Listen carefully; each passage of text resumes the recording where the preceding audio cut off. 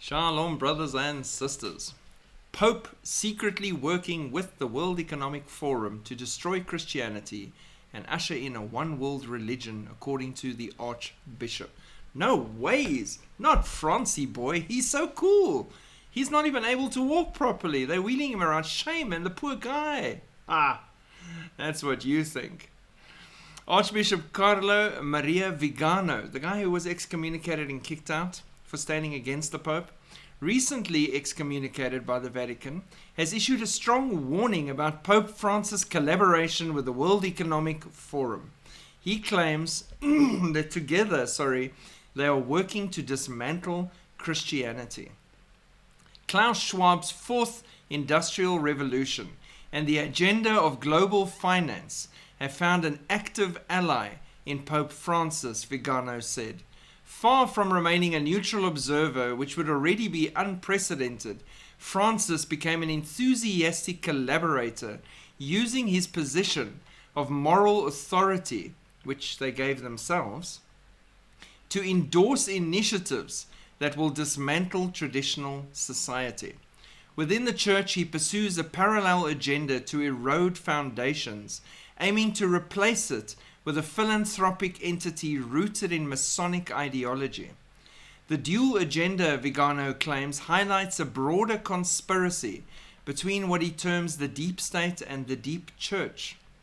He also emphasized the significance of Pope Francis' Jesuit background, arguing it played a critical role in this transformation. It is no coincidence that for the first time in history, a Jesuit sits on the throne of Peter. The World Economic Forum also, according to rumor, there's no substantiating facts on this, but I'm going to mention it because it sounds totally like something they are doing in the background to me.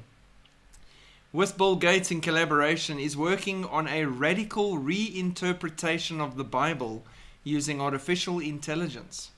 The project, reportedly endorsed by Pope Francis, aims to reshape Christian teachings to align with the WEF's vision of a unified transhumanist spirituality. Advisor Yuval Noah Harari criticized the Bible, calling it a source of hate speech and advocating for a new, correct version that would unify global religious beliefs. Now again, the internet will tell you this is fake news, that last piece, and they're not trying to do this. Doesn't it sound exactly like something they're busy doing in the background? Exactly like something FIRNZAJJ boy and his buddies Gatesy and all the rest, Yuval, working with the WEF, and Schwabi boy with his bug-eating agenda, all pushing to change the Bible to fit the narrative, not letting the Bible change lives at all, but to do what they need to do to make it fit the narrative. And by the time they've made enough changes with AI, they can get to the point where they say, you know what, these things don't even have any truth in them anymore because they filled them with lies. So let's just write a new text and have a one world religion where we get it right. And then they end up worshipping the beast. It's interesting how mankind sets himself up for what's lying ahead in the final week of Daniel. And in case you're new to the channel and you haven't watched a lot of my videos yet, I am fully convinced that FIRNZAJJ boy is definitely, in my opinion, the strongest candidate for false prophets standing next to the Antichrist. If not FIRNZAJJ boy, maybe Yuval Noah Harari, which is a really strong candidate as well.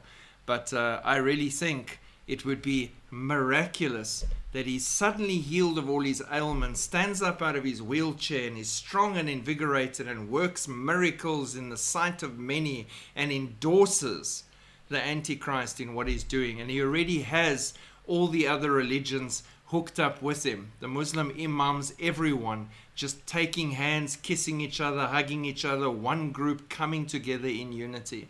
And he would bring together that one world religion to worship the beast. So I do think Francis is the guy for that. I do think it is really interesting, if you even look at Catholic tradition, that he's the last pope according to their tradition. I think it's really interesting that he is a Jesuit.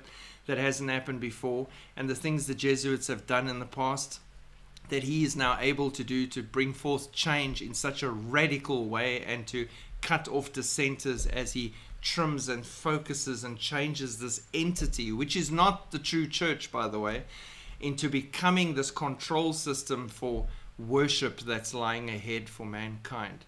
But again, God's not caught off guard, neither are we. God has seen all of this, the end from the beginning. The Bible says he sits in the heaven and laughs at the plans of these men of power and all these people that think they've got these incredible plans that are going to work out. No, they're not. Yahweh is in control. God bless. Keep looking up. Shalom.